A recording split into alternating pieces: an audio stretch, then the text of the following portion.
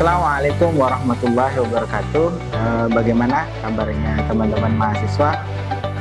Pernahkah Anda bepergian atau tinggal di suatu tempat di mana bahasa, kebiasaan, dan budayanya sangat berbeda dari daerah asal Anda? Perasaan bingung, cemas, takjub, hingga frustasi yang mungkin Anda rasakan. Itulah yang mengantarkan kita kepada materi pertemuan kelima hari ini, yaitu Culture Shocks. Jadi tentang bagaimana kita menghadapi sebuah budaya baru, termasuk strategi adaptasi budaya baru.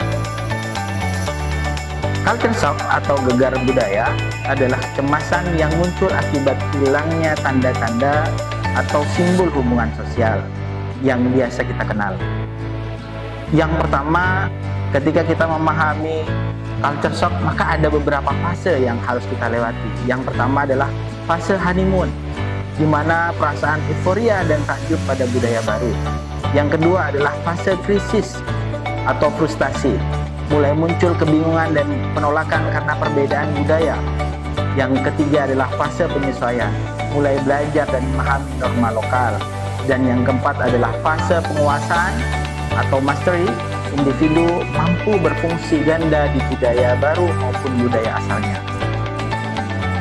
Pertanyaannya, ketika seseorang berada dalam fase krisis akibat culture shock atau gegar budaya, bagaimana cara mereka bertahan? Disinilah kita perlu memahami apa yang disebut dengan strategi akulturasi. Menurut John Berry, ada 4 strategi akulturasi saat individu berinteraksi dengan budaya baru. Yang pertama, integrasi, memahami atau mempertahankan budaya asal, namun juga aktif berpartisipasi di budaya baru. Yang kedua, asimilasi, meninggalkan budaya asal dan melebur sepenuhnya ke budaya baru. Yang ketiga, separasi, menolak budaya baru dan hanya berpegang pada budaya asalnya saja. Dan yang keempat, marginalisasi, kehilangan identitas budaya asal sekaligus menolak budaya yang baru. Dari keempat strategi tersebut, integrasi seringkali dianggap sebagai pilihan yang paling sehat secara psikologis. Namun untuk bisa mencapai integrasi yang baik, kita membutuhkan satu kunci, yaitu adaptasi komunikasi. Bagaimana strategi adaptasi komunikasi yang efektif? Pertama, mendengarkan secara aktif dan observasi. Perhatikan bagaimana masyarakat lokal berinteraksi tanpa langsung menghakimi. Kedua, kembangkan empati budaya. Cobalah melihat dunia dari sudut pandang mereka. Yang ketiga, pelajari komunikasi nonverbal.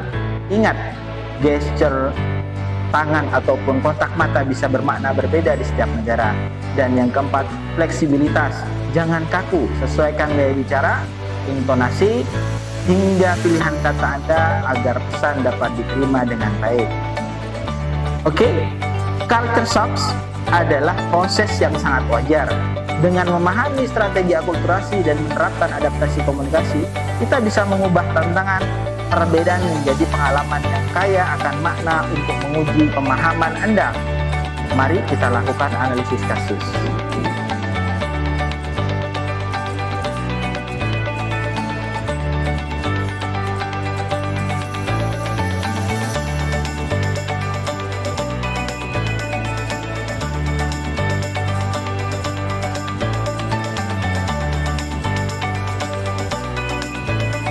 Terima kasih. Assalamualaikum warahmatullahi wabarakatuh.